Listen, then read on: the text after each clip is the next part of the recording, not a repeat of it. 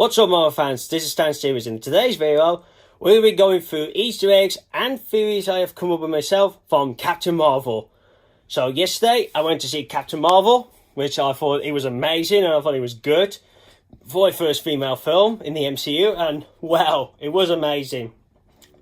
And after from this, I'm like, bring me Endgame now, and I want to see her again quickly. So, I just can't wait for that one now.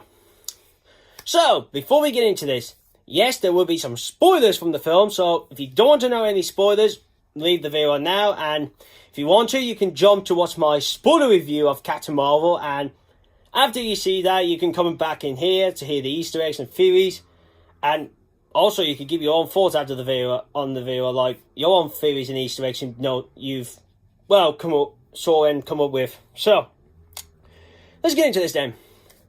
So let's start with the cameo bit before we get into all this. And it's from Stan Lee. So yeah, we got a cameo from him, but we had something else extra for him this time around. And it's all with the Marvel Studios logo. And this time around, footage we got in the Marvel logo was Stan Lee's cameo scenes. So they put all these bits onto there. And I thought that was really amazing because it was like a respect, and a memory for Stan Lee. Because we all know that he passed away and all that. So I thought that was good. And after that part, they did put thanks Stan Lee. And I was like, oh, that's nice. And I thought it was really nice for them to do. Then when it came to his cameo, 20 minutes in the film, something like that. Or half an hour, really. We saw him on the train and we see that he gives a smile to Captain Marvel, which she smiles back to him. And I thought that was a good cameo scene. I was like, oh, it's good to see him again in this. I mean, I know he's gone, but it was nice to see him again in a film. So there's that one. Now, let's get on to Easter eggs now. So let's start with, there's a couple of things first before we get into the Marvel comic book Easter eggs that was put into the film. So let's start with some. So they put some 90s stuff. So there was obviously songs from the 90s, the blockbuster, the computer, which I thought, wow, they were cool to do that with, and to make the film feel like the 90s. So it was pretty cool.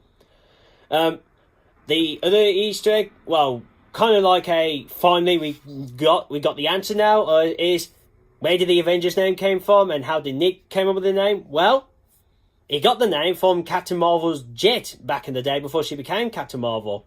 And on her jet, she noticed the word Avenger and then put the S by the end and he created the Avengers Initiative.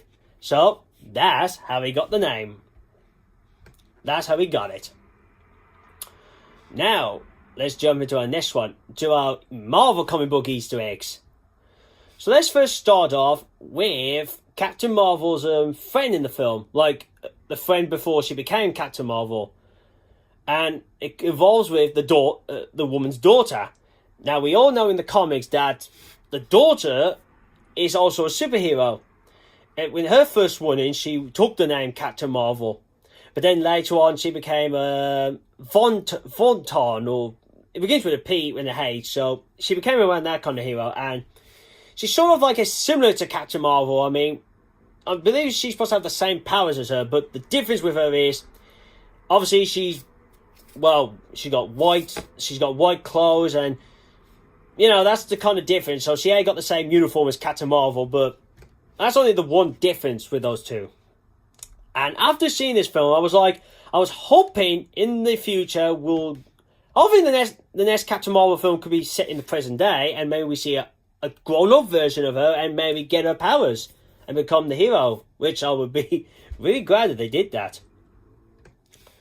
So our next one, Captain Mar-Vell. So yes, Mar-Vell had an appearance in the film, but this time around it's a woman. So yeah, Mar-Vell had they did a gender swap. So this time around, in this MCU version, it's a female. So, I mean, I was concerned first, should they done that?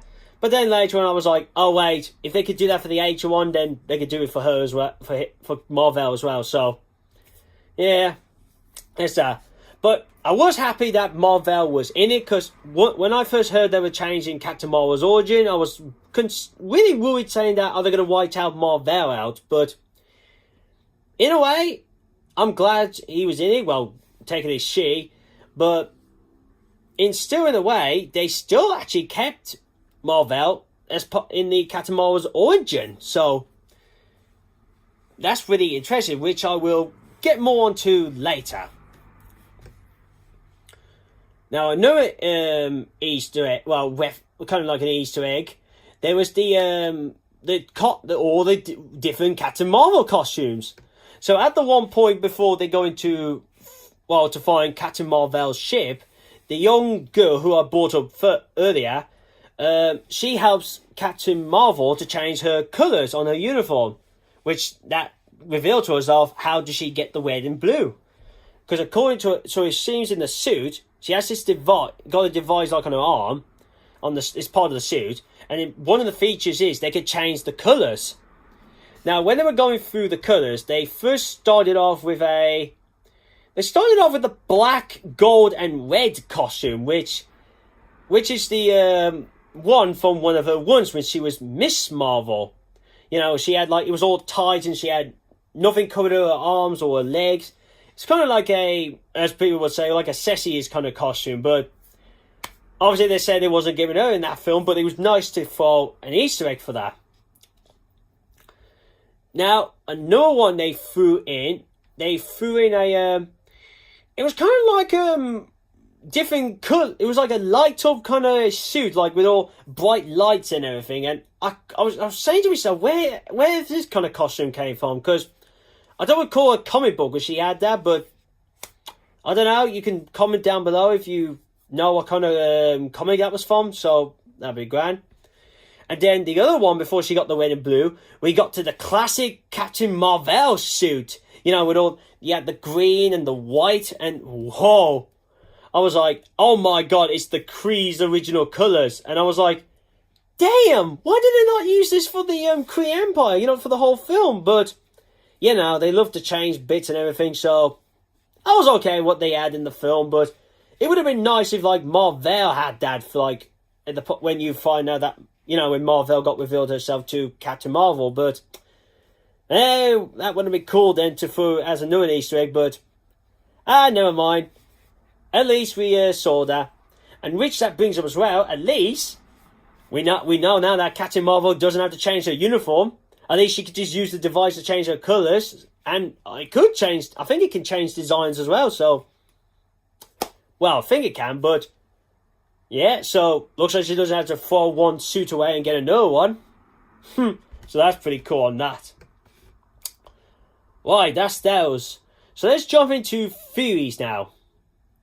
So in the part of the film, when they end up to, well, Mar-Vell's ship, we get to find out what the, let's talk about this first before we move on. In the film, we know that Mar-Vell was working on a project, and we learned that the project was a kind of like like a ship engine, or kind of like an engine that could use for ships, like to, well, I'm trying to recall how they explained it again, but let's say like that. And Mar-Vell, the other day with Captain Marvel, well, obviously before she became Captain Marvel, they tested out a customized kind of jet with the engine power in it. But obviously they got crashed down, and then it turns out that the alien that chasing them was Youngwog. That's where you find out the Kree were the bad guys, really. Well, obviously we all know Kree are bad guys. And obviously that was the part when Youngwog killed Mar-Vell, which that was sad. And also as well, we see Carol destroys the machine, which Mar-Vell told her to do. And with the engine, blew up, all the energy went inside Captain Marvel, so that's how she got her powers. But the question was, where did his energy come from somewhere? Well, it does. It comes from the Tesseract. Yes, the Space Stone. And it was in the film, and I was pretty shocked about that. Because there was rumours about it back then. I was like, nah, I couldn't think of it in it, but it was in it. But then it also, when you think about it, it really tells you that Captain Marvel's powers are from the Theory Stone. So she's the third person to gain powers from a stone. Because the first two were Scarlet and Quicksilver, and now she's the third one to gain that. You can't really class Vision and Doctor Strange like that, because they don't have them inside their body. They're just, well, Strange has got it in the necklace, well, did have it in the necklace, and Vision did have it, had the Mind Stone on the forehead, so that doesn't say they got them in their system, so, well, maybe with Vision in the way, but, let's just say he just hoarded to it, really. But anyway, so that really explained about that. So I find that really curious. And it did also bring up the question, like, how did Mar-Vell get it? I mean, was she somehow part of the Project Pegasus, which was brought up in Avengers 1? Or did she bump into Mar-Vell? I mean, not Mar-Vell. I mean, Howard Stark, and she was brought into the project, and Howard Stark gave it to her because he says, you could do more. Maybe you could do some more research for me or for yourself, and maybe that's what happened. But I don't know. We'll stick with that for now. Now let's get into now another one. Before I want to jump to the end cutscenes. I'm furious for those ones. So let's talk about the Skrulls. Now we know in the comics that the Skrulls are baddies. But in this version, with Tavis as well, we learned that they're good guys, actually. So they're not the evil, bad guy Skrulls we know from the comics. And really after seeing that, and also I've been looking on the internet, they were people speculating saying, so because they were the good guys, they were saying, like, can we still have a secret invasion into the MCU? And from the sound of it, it sounds like we could still have that storyline in there. Because really, when I first was trying to understand this, I was like, hang on, Skrulls are always bad guys. We've never heard of a good group of one. I mean, not to my knowledge, but the only question bring up is how could they have it still? Well, people have been saying like there might be some other factions of the Skrulls. Like there might be like you got good Skrulls, you got bad Skrulls, and maybe others would be like bad and good, or both really, but maybe that's how it could work. I mean, I could agree on that. Maybe that's how they want to do it for the MCU. Like, you got a group of good and a group of bad ones. But it does bring a surprise in that Talbot, because in the comics he's bad, but in this version he's a good guy, so, I mean, could we eventually, or actually I was thought, or could we eventually, maybe they might turn bad, for actually bad this time, but I don't know. But then it brings up, like, how would they do the secret invasion? Because we know that in the film, the whole plot was their plan was trying to get the energy from which Carol has, and they were going to use it to find themselves a home planet, like, with that kind of power on the ship. So, I said to myself, because I really did say to myself, like, one way they could do it is, what if the planet they go to isn't that good, or it is good, but later on in that planet's life it goes bad? What if they realise there was they couldn't think of options, and one says, what if we just take over a planet? And maybe that first time I go like, oh, it might be a bad idea, but then later on they might come to understand like, oh, maybe we should really take a planet over, but maybe that's what could happen, but I don't know. And who knows? Maybe, as I said, maybe Talbot that group could turn bad, and Talbot could be like his comic book self, like the baddie. But I don't know. I don't know really, but would be interesting. But Kevin Feige did say that it sounded like lately I've heard that he did confirm that there is going to be a secret invasion down the line. But I would say, yeah, I would believe him, but I say to myself, I don't know how they'll do it. I've always still wondered, where can they put it into the cinematic universe? But I say, can they do it into one phase or for the whole 3 phases? But I don't think they'll do that for the all next 3 phases. Well, I know they're going to be calling that, but maybe they can just do it for 1 phase and that's it, and that's that storyline done. Yeah, we could do that. So let's jump to the last 2 bits, the cutscenes. So our first one we got was for Avengers Endgame, and it was an actual clip from Endgame. So we got the bit when the group Captain America, Black Widow, Banner, Winter Sol. War Machine. And in the bit, we find that they actually find the pager that Nick Fury used in the end of Infinity War. So my first question was like, how did they knew about it? I mean, how did they find it? I mean, my theory's been A, maybe they were out of the boat and they found it, or B, someone managed to pick it up and one of the heroes noticed something odd about it, so they asked the person to give it to them. Well, or they picked up an energy. There was a signal, and they just tracked it.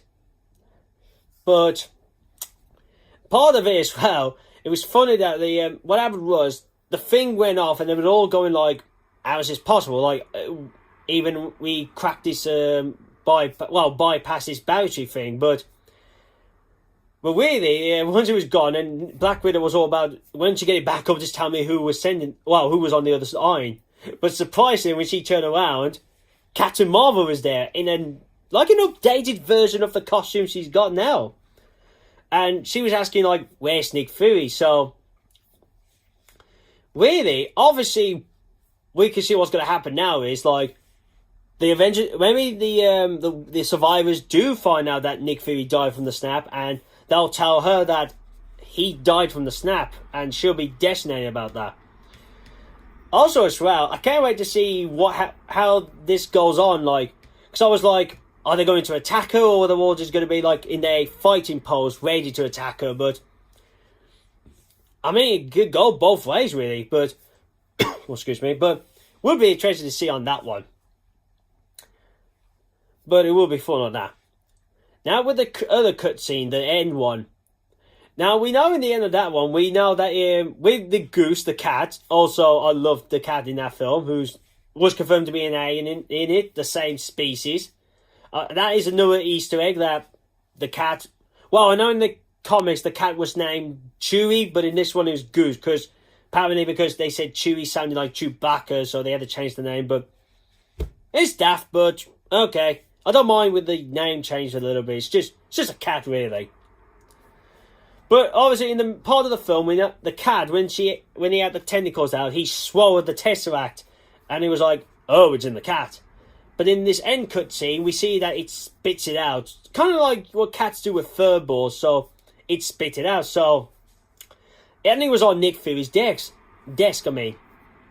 So really, from that part, that obviously explains that how did Nick Fury get it to his possession and put it into the that area where the first Avengers film took place. Well, where the beginning part of the Avengers 1 took place. That could explain how they got their hands on it and all that. But the one question I've been asking now is if the cat stayed on Earth, because that was the thing as well. We found out in the film where Captain Marvel's been. Turns out she's been in space with the Skrulls trying to find them a planet. Well, I don't know if she did find them a planet eventually, or they're still searching, but that's what she's been doing. And that's why she never came to the other films, because maybe, well, Nick Fury didn't have to call her, or B, well, really, because she was doing that mission, so he might have thought, or better not, just in case she's on that mission still. But it was with the cat, but back to the cat, it was like, because the cat didn't go with her, and the cat's on Earth, so I was like, where's the cat been since then? Because, it's not around with Nick Fury, so where is Goose then? I mean, is Goose somewhere on Earth? Did Goose die a couple of years later, or is it dead now? Or that was an odd thing, really, because as I said, if Goose was left with Nick Fury's office, in the end of the film, and it's like, but where's the cat now? Because you would have thought, if Nick Fury was planning to keep the cat, you would have thought, oh, we see it in the other films, but I don't know. I mean, it's really a big question when you really think about it. I mean, I hope Goose ain't dead. I hope she is, well, I think it's a she or a he, but I hope the cat's not dead, because I would love to see the cat again and see what else he could do with those tentacles. Like, what more can he do? Because would be interesting, and to learn more about the species of that cat, the species that the cat is, because I don't know if they ever really touched most on that in the comics, but the ones I've heard is like, there's possibly a dangerous species, and apparently it can lay a lot of eggs, so... I wonder at this point if it's alive, if it's laid eggs. Oh damn. That means there could be some eggs around the planet that hasn't been hatched yet. Ooh, that could be a disaster for Earth if the cat was bad all along. But as I said, hopefully maybe soon or in Captain Marvel 2 we'll find out what's happened to the cat.